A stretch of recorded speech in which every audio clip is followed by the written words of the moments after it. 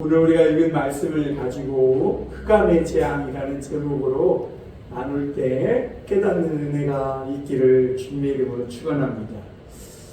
교회 다니는 성도들을 이렇게 이야기를 나눠보면 교회 다니면서 가장 원하는 것이 무엇이냐고 물어보면 자신이 변화되는 것이라고 이렇게 얘기합니다.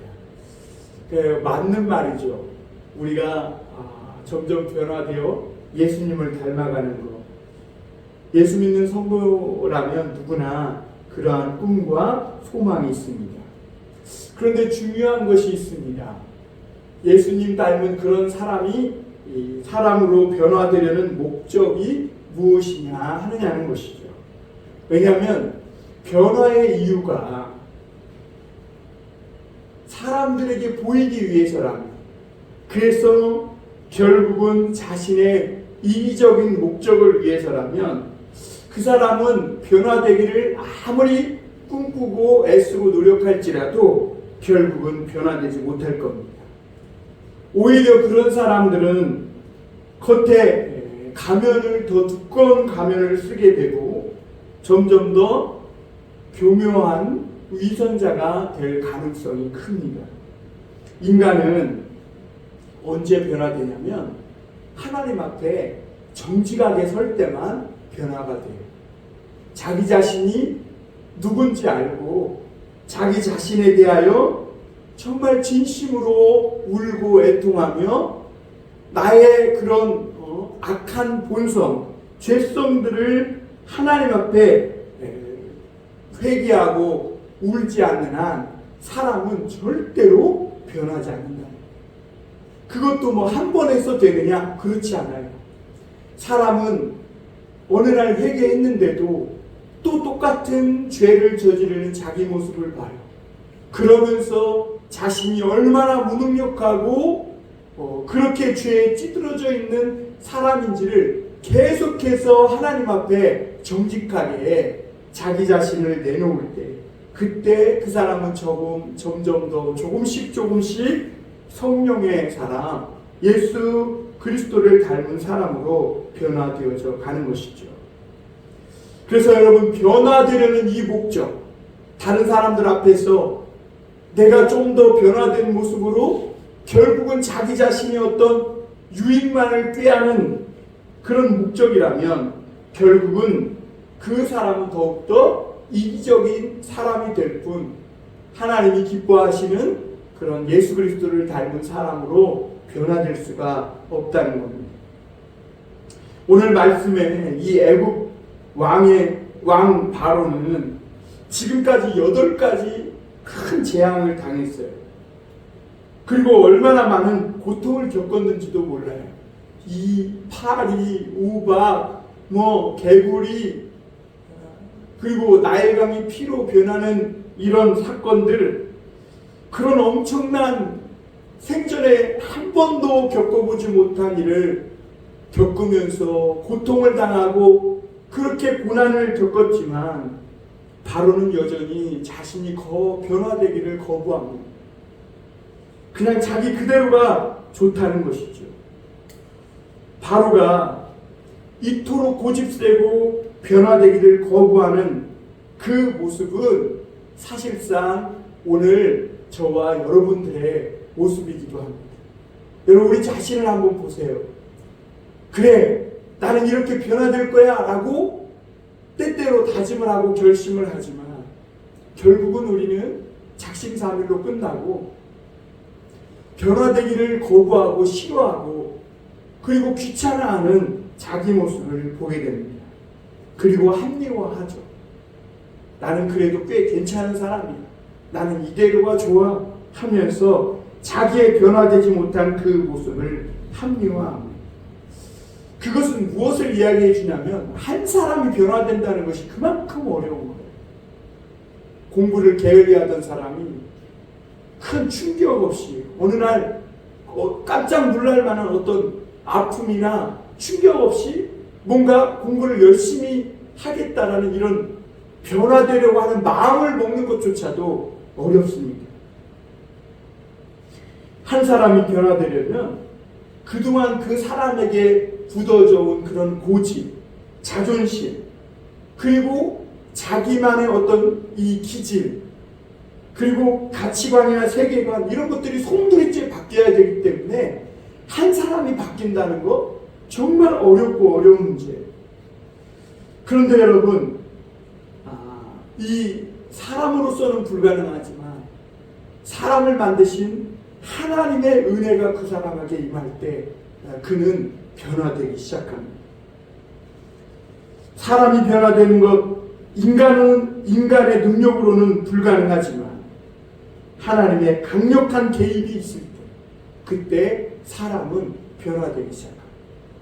여러분, 교회 다니는 사람들 한 사람 한 사람 붙잡고 물어보면요, 교회 나오기까지 평탄한 사람이 거의 없어요. 그 사람에게 하나님이 개입하셔서 어떤 강력한 충격 때문에 그들이 사실은 하나님 앞에 나와서 삶이 바뀌고 인생이 변화되어지는 것을 보게 됩니다.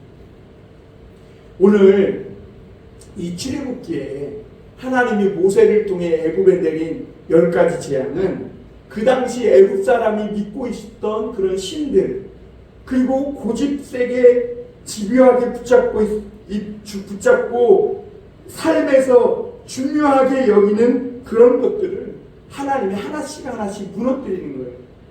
왜 하나님이 무너뜨릴까요? 하나님이 인간을 괴롭히는 것을 즐거워해서 하나님이 세디스트라, 사람이 중요하게 생각하고 있는 걸 무너뜨리실까요? 그렇지 않죠. 왜 하나님이 인간이 붙잡고 있는 것을 하나하나 무너뜨리고 인간이 이 땅에서 살면서 고통을 겪게 하시냐? 그런 것들은 다 허상이고 갈대지팡이와 같은 것이기 때문에, 그것들은 우리를 영원한 세계로 영원한 생명을 줄 수 없기 때문에 그래요. 그래서 하나님은 그들이 붙잡고 있는 헛된 것들을 하나하나 무너뜨리고 하나님 앞에 나와 정말 생명과 영원한 것을 우리에게 주시길 원하시는 그 하나님을 붙잡고 살아가기를 원하시는 것이죠.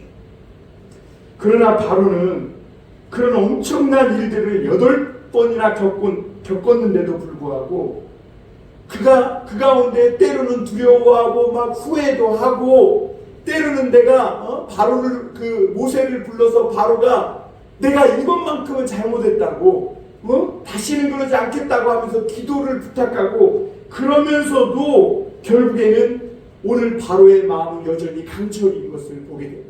변할 마음이 없어요.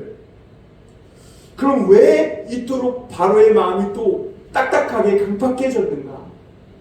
아직까지는 바로에게 믿는 구석이 있기 때문에, 그 바로와 애굽 사람들이 이 우박과 불덩이가 떨어져서 모든 것이 초토화되고 또 그 남은 것을 메뚜기가 휩쓸고 지나가는 이 엄청난 재난을 겪고도 왜 그렇게 마음이 딱딱하고 아직까지 굴복하지 못하느냐? 그들이 도대체 믿는 구석이 뭐냐? 애굽에는요, 그 오래전부터 믿어오던 태양신이 라라는 태양신이 있었어요. 그래서 이 바로는 아무리 모세가 믿는 여호와 하나님이라고 할지라도 태양신 라만큼은 어쩌지 못할 것이다, 이렇게 믿고 있었던 것이죠. 애굽과 이 바로 왕은 태양신은 애굽에 골고루 빛을 주면서 애굽의 모든 풍요를 가져다주는 절대적인 신이라고 믿었어요. 왜냐하면 이 애굽의 이 태양이 바람, 비, 그리고 모든 날씨, 추위와 더위 이런 것들과 모든 것들과 연관이 있기 때문에 이 태양이 최고의 신이라고 믿었던 것이죠. 그리고 바로 자신은 내가 태양의 아들이라는 거예요. 태양의 아들. 태양신의 아들이라고 스스로 자기를 높였고, 그리고 절대 권력을 그가 휘두르고 있었던 것이죠. 그럼 오늘날에는 태양신을 섬기는 사람들이 없는가? 아니에요. 여전히 태양신을 섬기는 사람들이 세상에는 많아요. 그래서 사람들은 막 여기 목걸이에다 태양 목걸이를 하고, 그리고 태양만 뜨면 인간은 영원히 살 수 있을 거라고, 인류는 지속될 거라고 이렇게 믿는 사람들이 많아요. 왜냐하면 사람이라는 존재가 태양이라는 것을 기준으로 하루하루를 살아가요. 태양으로 하루가 1년이, 그리고 나이가 먹어가는 것이죠.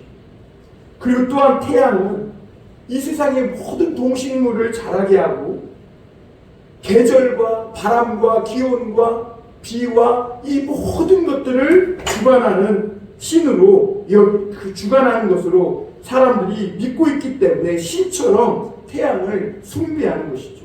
그래서 고대부터 이 태양신을 숭배했고, 일식이 일어나면 굉장히 부정적인 징조로 여겼던 것이 사실입니다. 그런데 그렇게 수많은 사람들이 태양을 숭배해도 태양을 숭배하지 않는 유일한 족속이 있는데, 그들이 누구냐? 바로 이스라엘 히브리 민족이에요. 이스라엘은 태양이 신이 아니라 태초에 하나님이 천지를 창조하셨다. 하나님이 태양도 만들고 해와 달도 별도 만들었다는 것이죠. 그래서 태양은 신이 아니라 하나님이 창조하신 피조물이다, 이렇게 선포하고 믿었던 겁니다.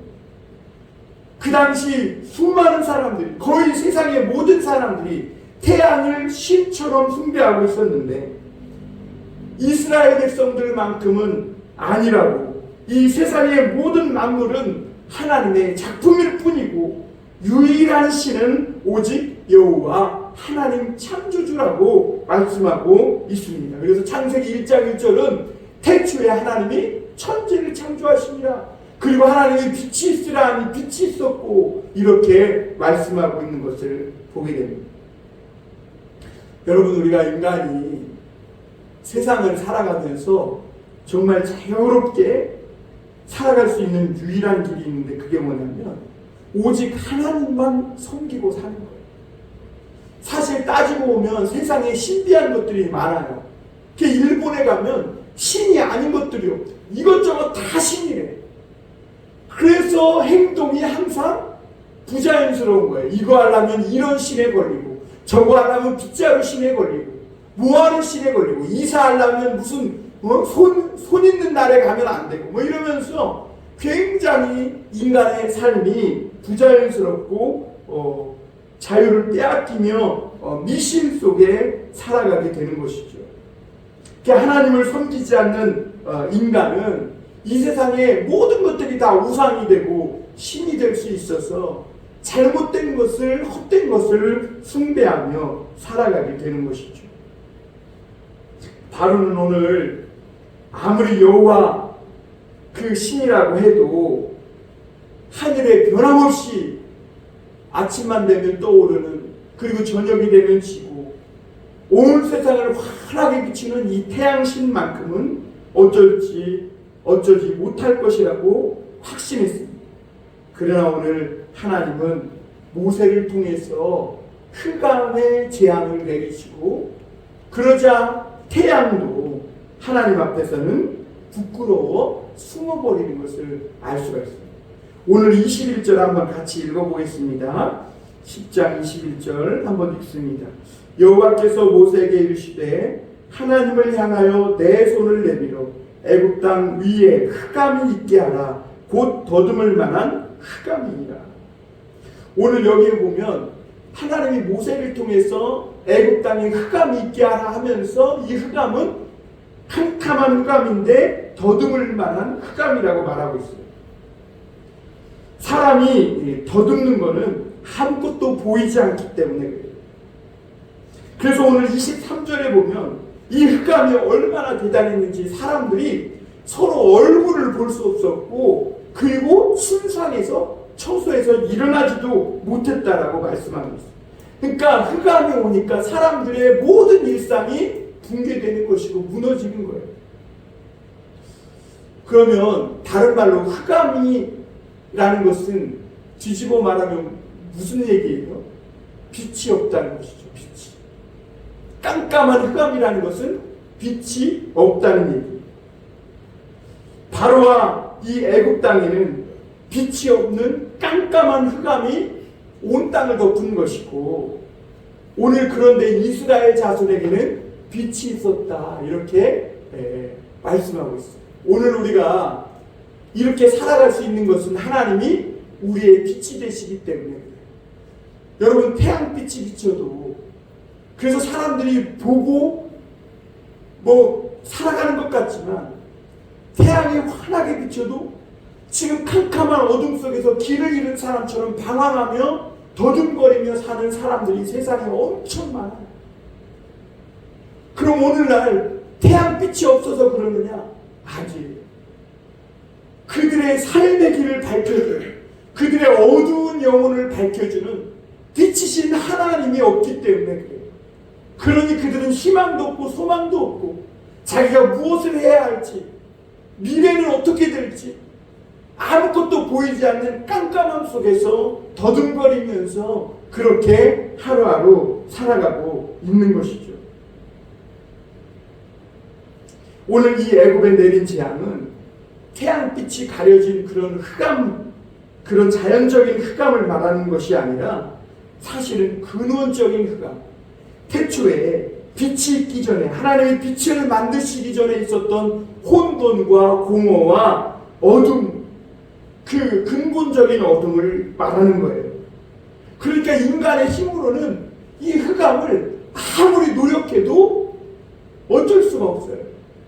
여러분, 요즘은 밤이 돼서 태양이 숨으면 전기불을 켜면 밝힐 수 있잖아요. 그래서 사람은 밤에도 일을 하고 막 이런저런 행동을 해요. 그러나 여기서 애굽 땅에 임한 흑암은 그런 흑암이 아니에요. 인간의 영혼의 근원적인 흑암을 말하는 거예요.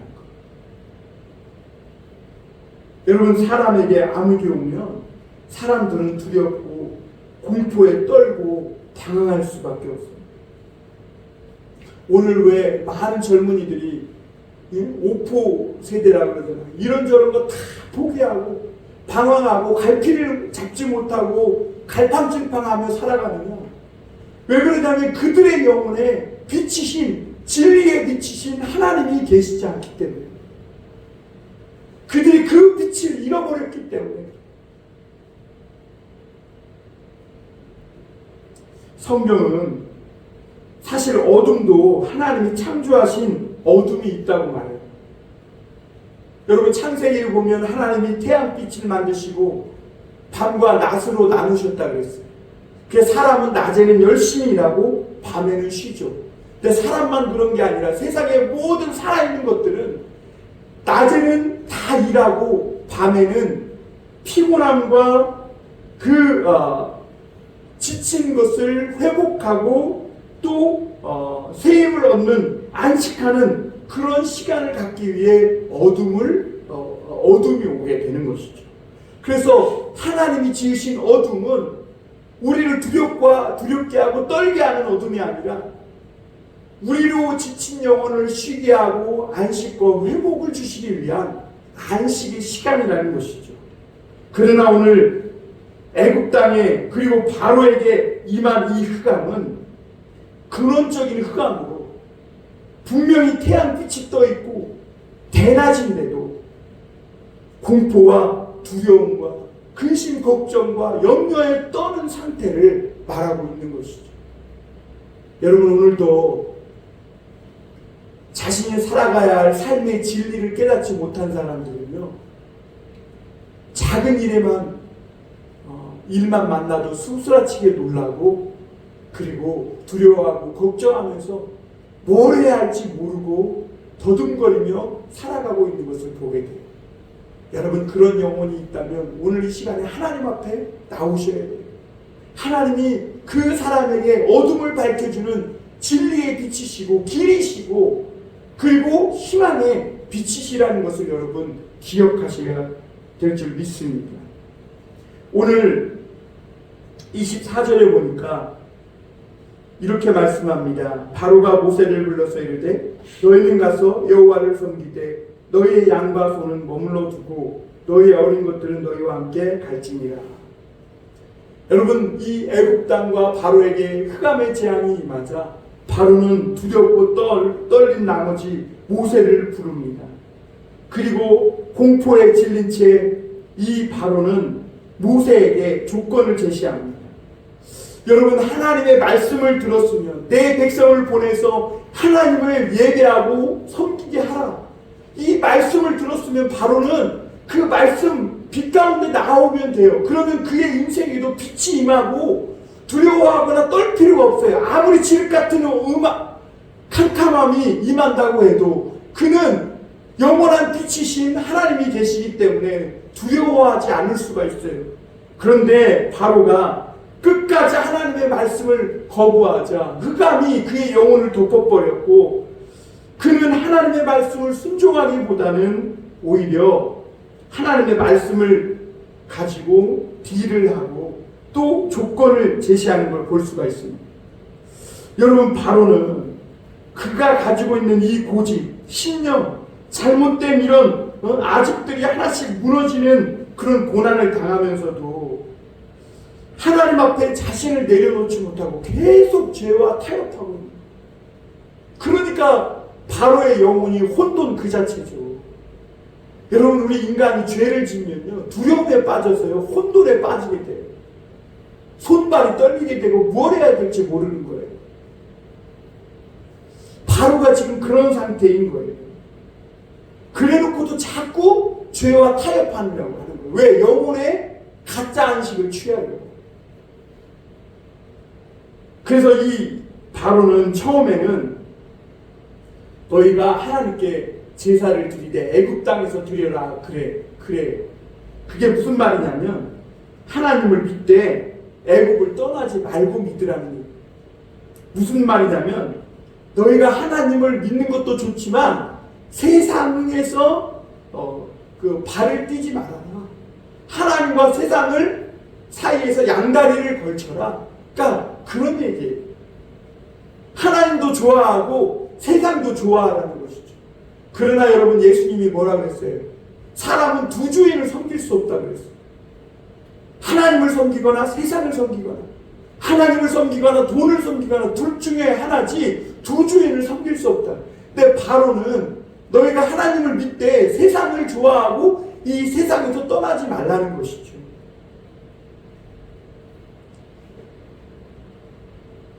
그리고 두 번째로 이 바로는 다른 또 제안을 하는데요.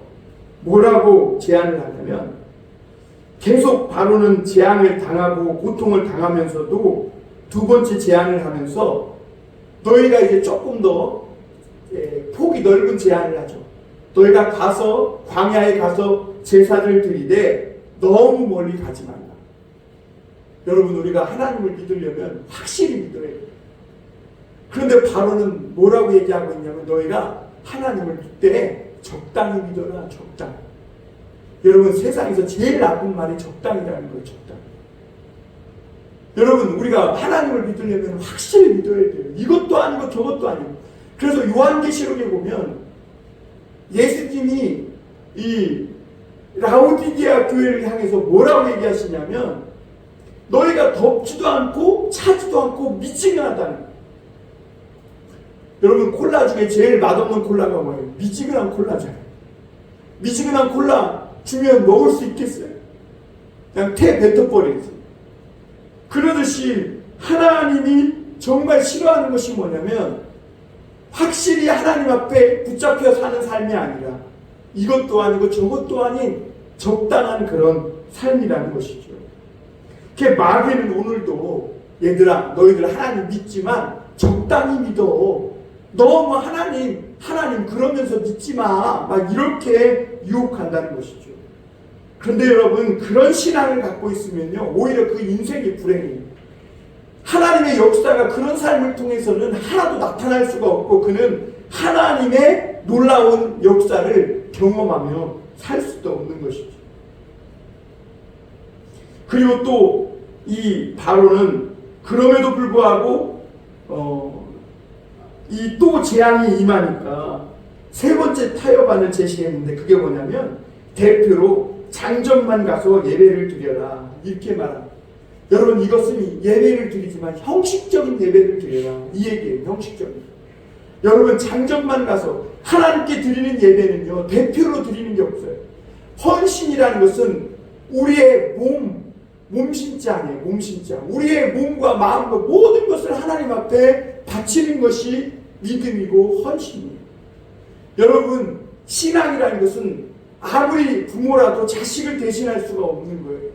각 사람이 하나님을 믿고 예수 그리스도를 주의 이름을 부를 때 구원을 받고 그 영혼이 하나님의 자녀로 여겨지는 거예요.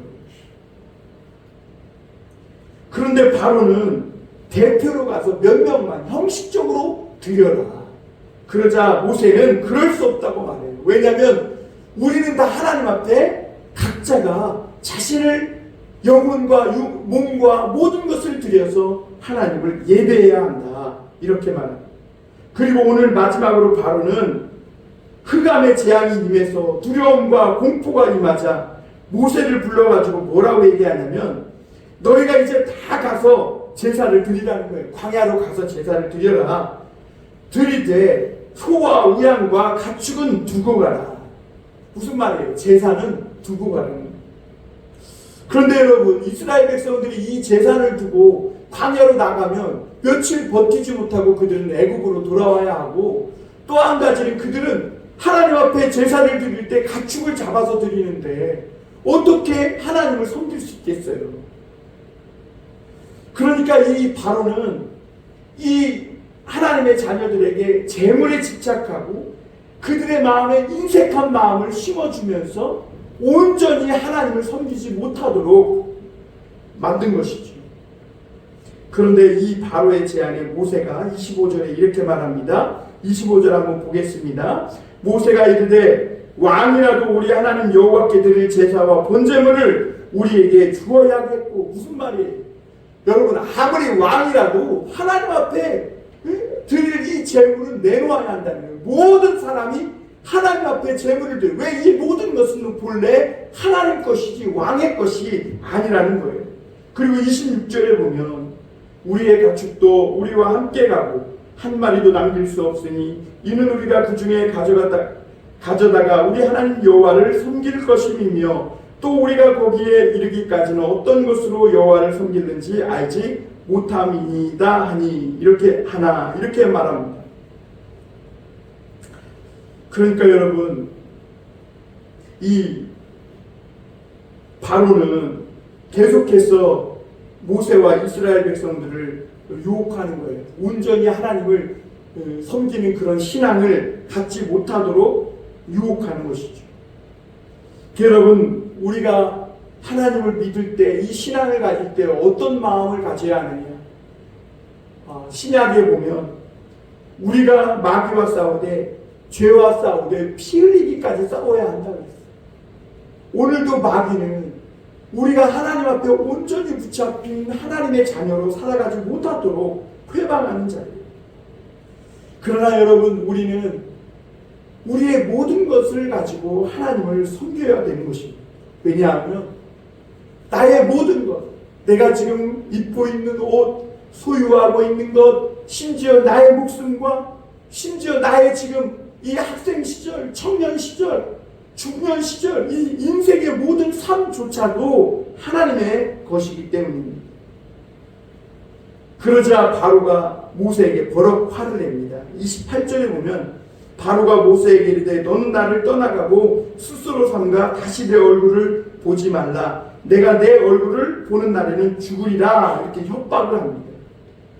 바로는 썩 꺼지라 하면서 한 번 더 보면 죽일 것이라고. 그러자 모세는 29절에 맞받아치죠. 29절에 모세가 이르되 당신이 말씀하신 대로 내가 다시는 당신의 얼굴을 보지 아니하리이다. 모세도 하나님 앞에 그토록 고집부리고 끝까지 굴복하지 않는 바로 같은 당신의 얼굴은 다시 보고 싶지 않다. 여러분 예수님도요 복음을 전하다가 끝까지 받아들이지 않는 사람이 있으면 발에 먼지를 떨어버리고 돌아서라 그랬어요. 여러분 세상에서 제일 구제불능인 사람이 어떤 사람이냐면 교만한 사람. 교만한 사람은 아무리 하나님의 온갖 기적과 능력을 다 보여줘도 절대로 하나님을 믿지 않아요.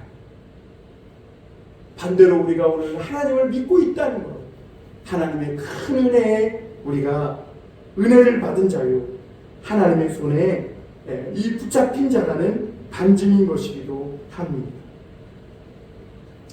여러분, 오늘 나는 구원받았으며 하나님의 자녀라는 분명한 확신이 없으면 오늘 우리는 우리 이 신앙의 여정에서 마귀의 유혹을 뿌리칠 수 없을 겁니다.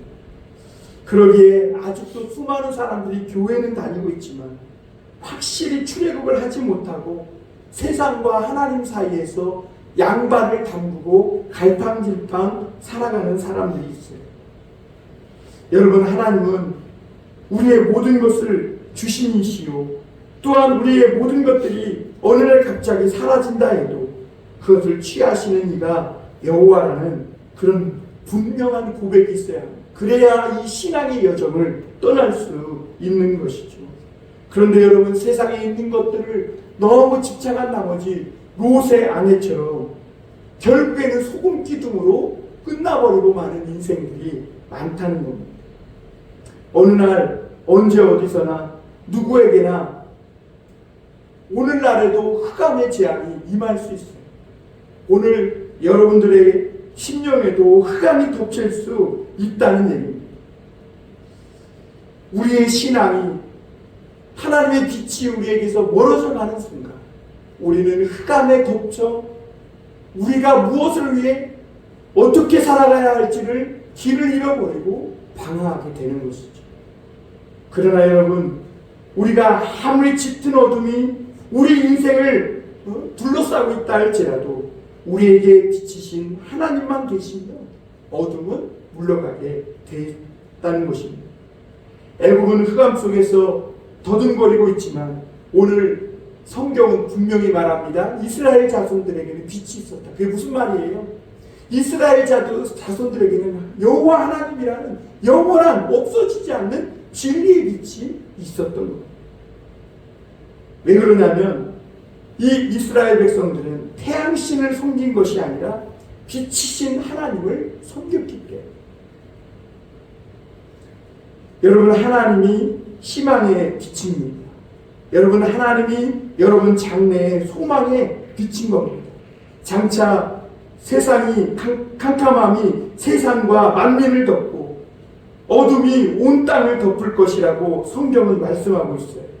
그러나 하나님을 믿는 사람들에게는 결코 두려워할 것이 없습니다. 왜냐하면 오늘 그 마지막 때에 질 같은 어둠이 세상을 덮치고 만민을 덮친다 해도 하나님이 계신 그 사람에게는 빛이 임할 것이기 때문입니다. 오늘날 사람들은 기술 문명의 발전으로 더 환한 빛을 만들려고 애쓰고 있지만 그럼에도 불구하고 사람들의 영혼은 더 깊은 어둠 속으로 빠져들어가고 있음을 보게 됩니다. 왜 그래요? 그들은 진짜 참 하나님이신 여호와 하나님을 섬기지 않고 이 세상에서 가짜신, 태양신, 재물신, 권력신, 명예신 이런 것을 쫓아 살아가고 있기 때문입니다. 여러분, 오늘날도 그러기에 많은 사람들이 빛을 잃고 더듬거리며 혼돈 가운데 살아갑니다. 그러나 여러분, 오늘 하나님을 꼭 붙잡고 그 세상 한복판에서 수많은 사람들이 다 돈이 최고야, 성공이 최고야 라고 외치는 그런 시대정신 속에서도 아니야, 우리는 여호와 하나님을 믿어, 그 하나님이 온 우주 만물의 창조자시야 라고 믿고 선포하는 이 신앙이 있을 때 그 사람들에게는 이 어둠이 덮지 못하는 혼란과 어둠과 공허가 틈타지 못하는 그런 영원한 빛이 임하는 성도가 될 줄 믿습니다.